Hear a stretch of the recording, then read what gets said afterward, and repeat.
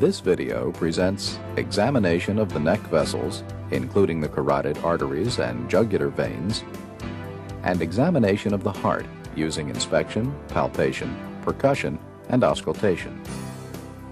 In this video, the examiner will assess a healthy patient.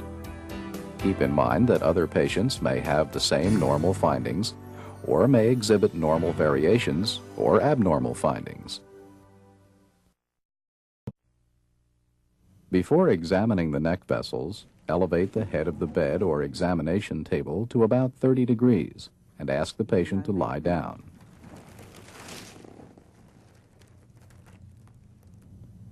To assess the carotid arteries, first inspect the neck for pulsations.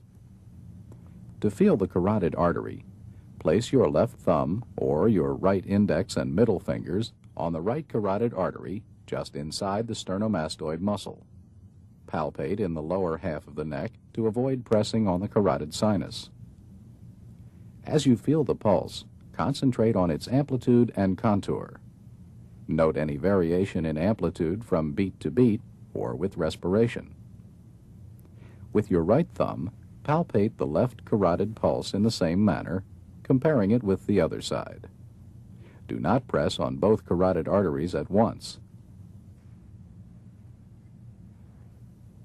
Next, use the bell of the stethoscope to auscultate for a bruit on both sides of the neck. A bruit is a whooshing, murmur-like sound that suggests arterial narrowing. If present, it would sound like this.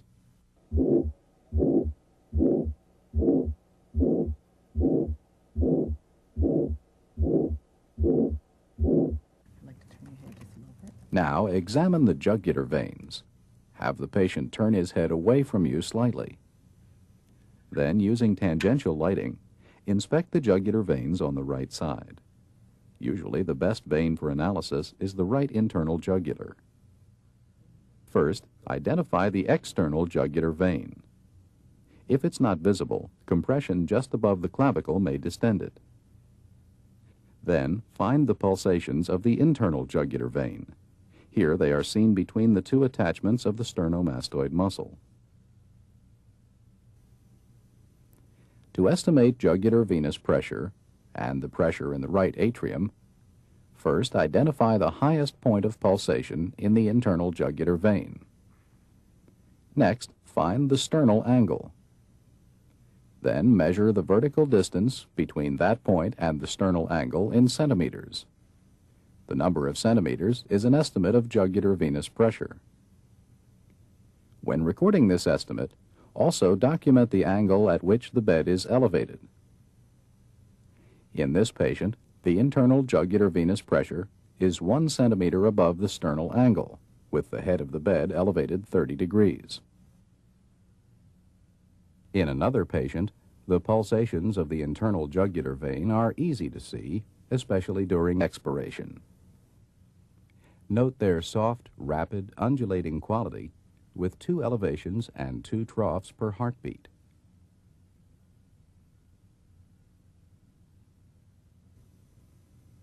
Compare them to the single thrust of the carotid artery pulsations.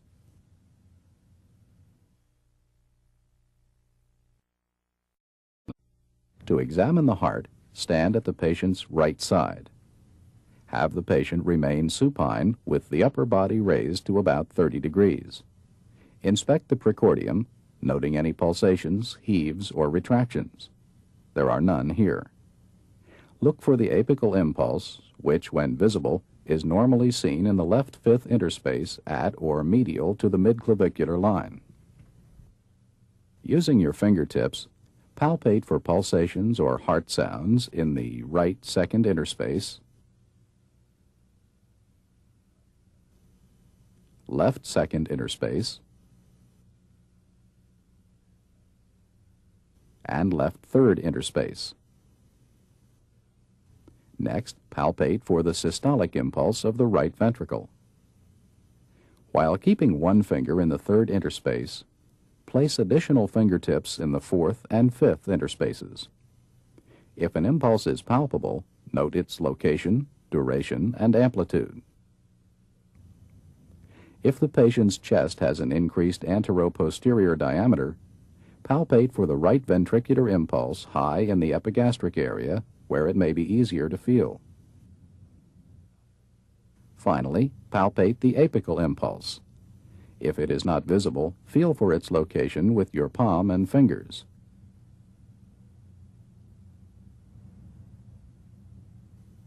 When you find it, assess it with your fingertips. Observe its location, diameter, amplitude, and duration. Identify its location by the interspaces in which you feel the apical impulse and by its distance in centimeters from the mid-sternal or mid-clavicular line. Measure the diameter of the impulse in centimeters. Feel for the amplitude of the apical impulse. It is usually small and feels like a gentle tap. To estimate the duration of the apical impulse, feel it as you listen to the heart sounds with a stethoscope. The normal impulse may last through the first 2/3 of systole, but not longer. Please turn over to your left side. If you can't feel the apical impulse, ask the patient to roll partly onto his left side and try again. Now I'd like to tap on your chest to see the size of your heart. If you still can't feel the apical impulse, estimate heart size by percussion. Starting on the far left of the chest, percuss toward the left border of cardiac dullness in the 3rd, 4th, 5th, and possibly 6th interspaces.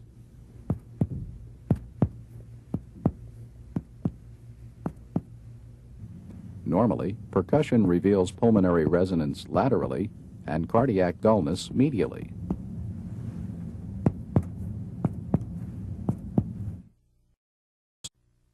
For auscultation of the heart, you may choose between 2 sequences.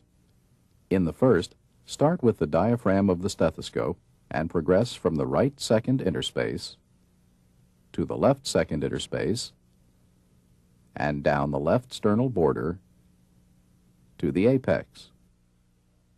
Then, with the bell of the stethoscope, listen again at the mitral and tricuspid areas. Starting in the right second interspace helps orient you to the cardiac cycle.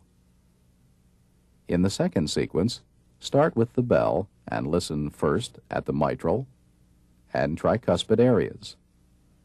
Then change to the diaphragm and, starting in the aortic area, listen to all 5 areas from above down. Starting at the mitral area is useful when you've had to turn the patient to find the apical impulse. The first auscultation sequence is shown in this video. What I'm going to do now is listen to your heart in the various areas of your chest. Now adjust your stethoscope so that you'll be listening through the diaphragm. When pressed firmly on the chest, the diaphragm is best for hearing relatively high-pitched sounds, such as S1, S2, the murmurs of aortic and mitral regurgitation, and pericardial friction rubs. Begin listening at the right second interspace close to the sternum. Note the cardiac rate and rhythm. Identify the first and second heart sounds and listen for extra heart sounds and murmurs.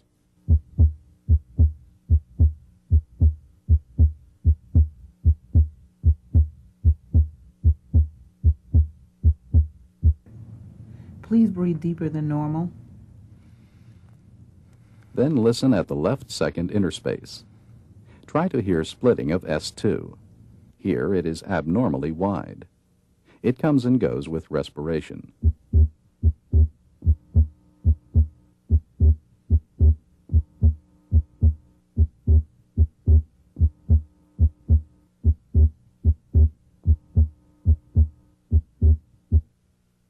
Continue to breathe deep.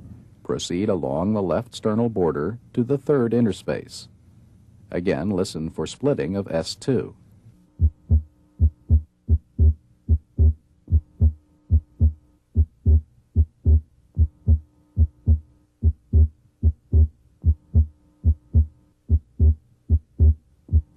Continue to the 4th interspace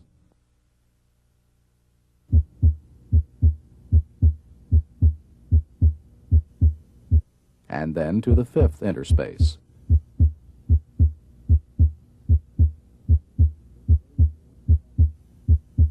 Finally, listen at the apex.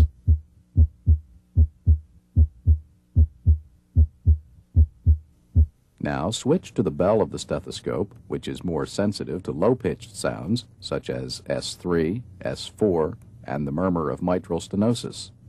Listen at the apex again.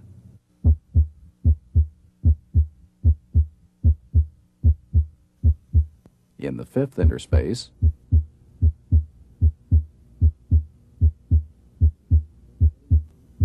and in the fourth interspace.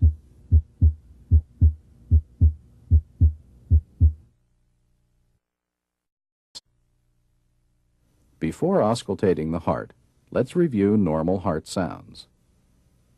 Closure of the heart valves creates a pair of audible heart sounds. The first sound, S1, accompanies mitral valve closure. The second sound, S2, accompanies aortic valve closure. Pulmonic and tricuspid valve closure may contribute to these sounds. Ventricular systole occurs between S1 and S2. Ventricular diastole occurs between S2 and the next S1. Because diastole usually lasts longer than systole, you can identify the two sounds. 1, 2, 1, 2, 1, 2.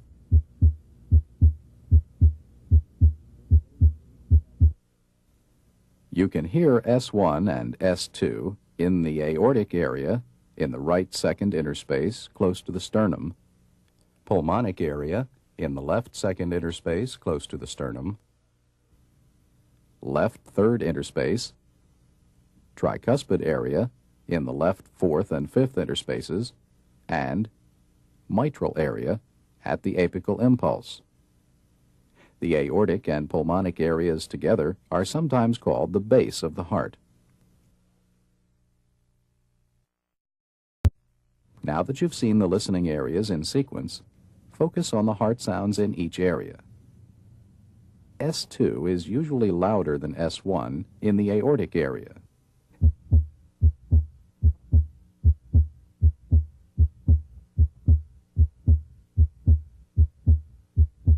Please breathe deeper than normal. S2 is usually louder in the pulmonic area also. Note the late inspiratory splitting of S2. Its first component, A2, is aortic. Its second component, P2, comes from pulmonic valve closure.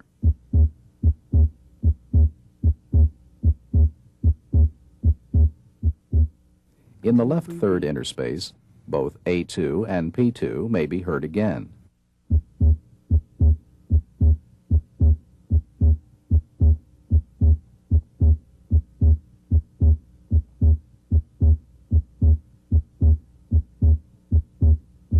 You may breathe normal now. S2 usually diminishes in intensity as you proceed down the left sternal border. Meanwhile, S1 usually gets a little louder.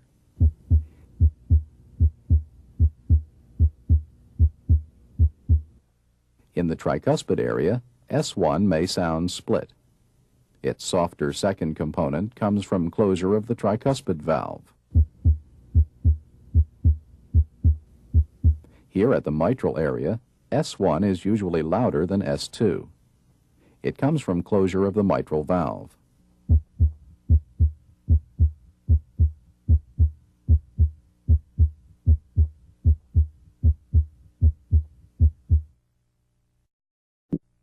To improve your ability to hear S3, S4, and the murmur of mitral stenosis, have the patient roll partway onto his left side, which brings the left ventricle closer to the chest wall.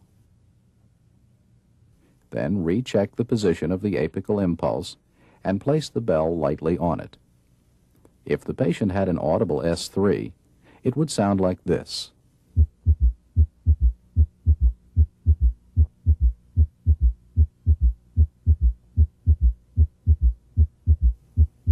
Now, notice how the third heart sound disappears when the bell is placed more firmly on the chest wall.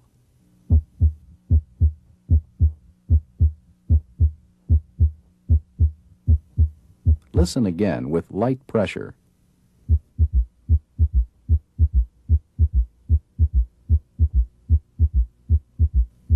With firm pressure.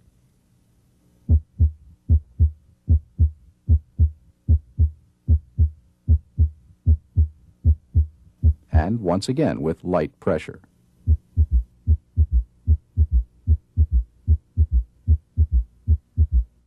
To help detect aortic murmurs, especially that of aortic regurgitation, have the patient sit up and lean forward.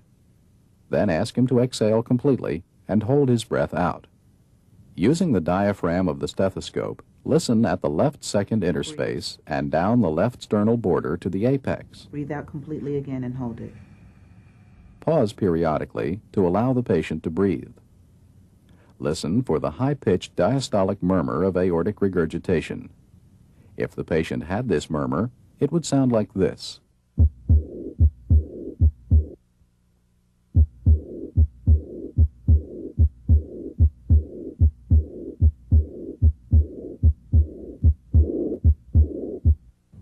You may breathe.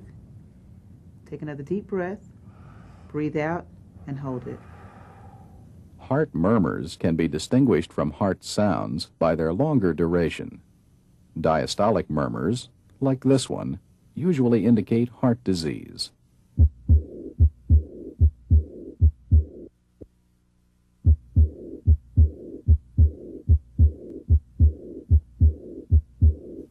Systolic murmurs can occur in healthy people or in those with heart disease. For example, a loud mid-systolic murmur may be heard in aortic stenosis.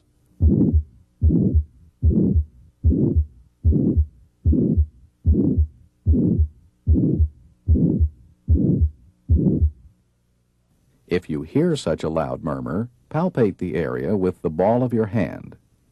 Palpable vibrations associated with a heart murmur are called a thrill.